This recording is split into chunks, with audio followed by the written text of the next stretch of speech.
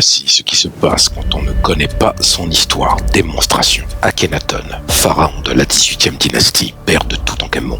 C'est un noir. C'est démontré historiquement avec des preuves archéologiques. Il est quoi maintenant? Péruvien?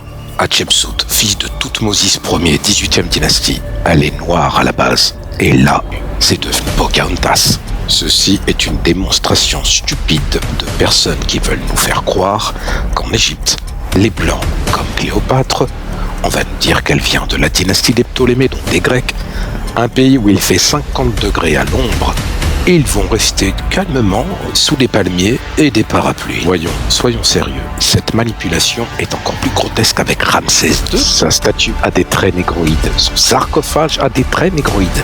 Même dans les récits bibliques avec Moïse, c'est un négroïde. Et là, c'est quoi? Un Mexicain qui visiblement a forcé sur le mascara.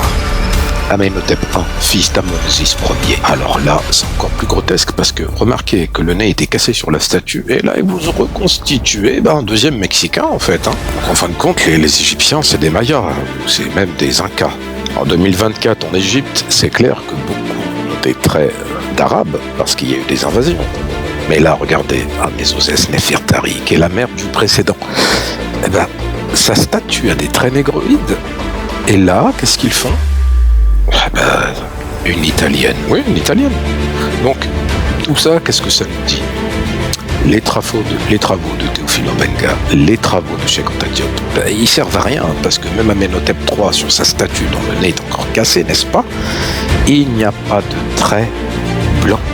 Là, ils ont fait un noir avec des yeux un peu trop... il y a un peu trop de mascara, là. Limite, on dirait autre chose. Mais bref, ça nous apprend qu'en fait, apprendre son histoire est un acte de résistance. On puisse regarder les erreurs qu'ils font. Là, ils reconnaissent que la fille d'Amenhotep III, elle est noire. Et ils le reconnaissent. Qu'est-ce qui s'est passé? Que tous ses aïeux soient blancs, et tout d'un coup, elle se retrouve noire. Et enfin, Nefertiti, qu'on ne présente plus, femme d'Akhenaton, qui est apparue en premier, là, eh bien écoutez, elle est totalement blanche. La pauvre, elle devait user de beaucoup de crème solaire pour s'en sortir en Égypte. En tout cas, c'est pitoyable. Regardez, encore un exemple, il y en a plein. Cette vidéo est une stupidité confondante. Là, eh bien, vous avez un Pakistanais. Donc, en fait, les pharaons viennent du Pakistan, d'Afghanistan. Voilà, on a la réponse. Donc, il faut remercier les archéologues occidentaux, même sur Thoutmôsis III, qui est reconnu comme un pharaon noir.